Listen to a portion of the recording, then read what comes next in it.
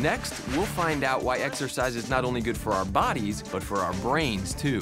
Welcome back to Fit to Hit.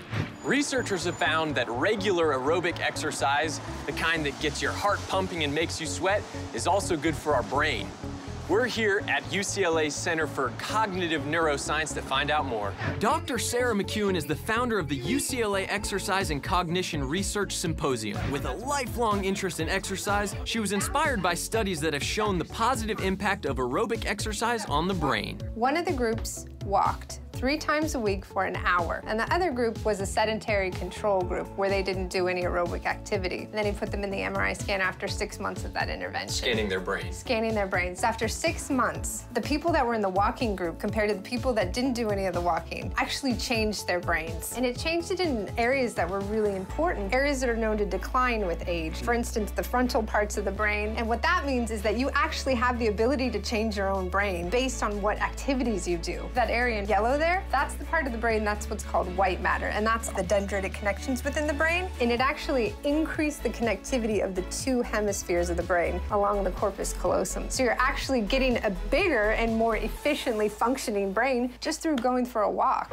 To get my cross-train on, I'm hitting the court for a training session Sarah created called Genius Gyms that combine cognitive training with aerobic exercise. I look at this as, cross-training for the brain. So the first game we're gonna do is called Visual Feature Search. This is something we do every day, like if you're scanning a crowd to find your friends, something like that. And also, it's absolutely integral in tennis when you're trying to keep your eye on the ball and not get distracted by other things that might be going on at the time. We're gonna have an array of 6 lights that you're gonna see. You're gonna need to find the light that doesn't have the middle lit up. And then I want you to keep up that aerobic intensity. So I want you to do steam engines, these cross-body movements. You're connecting the 2 hemispheres of the brain. When you move your left arm, it's activating the right side of your body, and the opposite for your right arm and your left side of your brain. Sarah uses a tablet and heart rate monitor to track heart rate, reaction, and speed time. With exercise, there's a lot of things that are happening in the brain. It's not just one singular system that's at play here. One actually being the increase in neurotrophic factors, which you can think of as being like miracle grow for the brain. Like you sprinkle them in,